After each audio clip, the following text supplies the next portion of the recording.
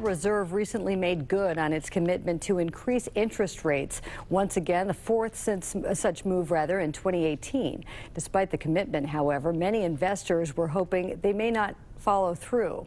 In this morning's U.S. Bank Economic 360, U.S. Bank Senior Vice President Mike Denneman and Business Courier publisher Jamie Smith are here to talk about why some investors were hoping the Fed would sit this one out and what it means for the market. Jamie and Mike.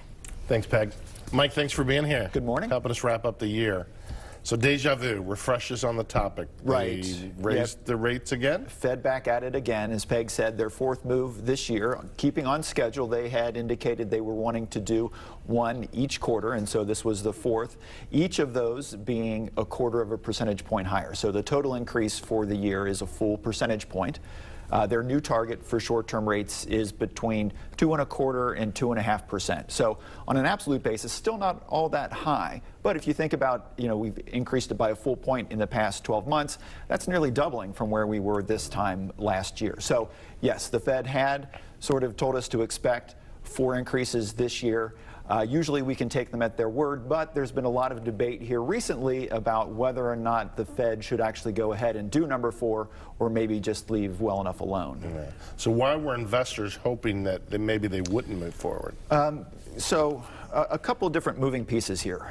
One is that the stock market really doesn't care for higher rates. All things being equal, they would prefer rates to be lower rather than higher. So if the Fed is pushing rates upward, that's going to cause some problems for the stock market. It's going to cause some worry for investors. And then in addition to that, we have to remember why exactly the Fed's doing this in the first place. And that is the Fed will raise interest rates when the economy is growing. It's sort of their method to keep that economy growing but not expanding out of control. And so in the present situation, the last 6-8 weeks or so, a lot of investors have been saying, the market's not going to like higher rates anyway, and the market's already a little bit wobbly, so maybe higher rates right now aren't the answer. And then other investors saying, yeah, the economy is still growing. It's certainly not growing out of control, though.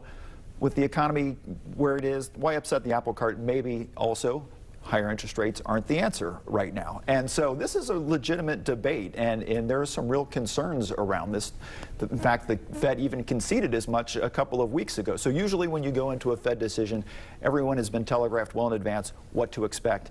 This time around, though, there was some uncertainty. Yeah, which way were they going to go? Yeah, so how do you think the market's reacting? Well, probably not surprising to you. Investors saying the market's not going to like this, and guess what? The market didn't like it. And so right after the announcement, the market fell pretty sharply, really kind of piling on to what had already been a pretty bad December to begin with.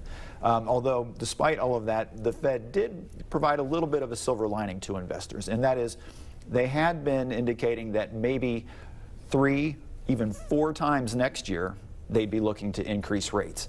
They kind of backed off that a little bit and said for 2019, maybe now expect only 2 increases. So again, a little bit of a silver lining, a little bit of acknowledgement that yes, maybe we're moving too far, too fast. We need to slow down with these increases. So while that might be good news for investors, next year, in the here and now, still a lot of anxiety about the Fed. Well, I'm sure early next year we'll be talking about the true effects of it. Absolutely. As we get into Q1. So absolutely. And I can count on you to give us that info. We'll be here. All right. Thanks so much, and thanks for all the input you gave to us this year. Absolutely. Happy New Year. We appreciate it. Happy New Year to you.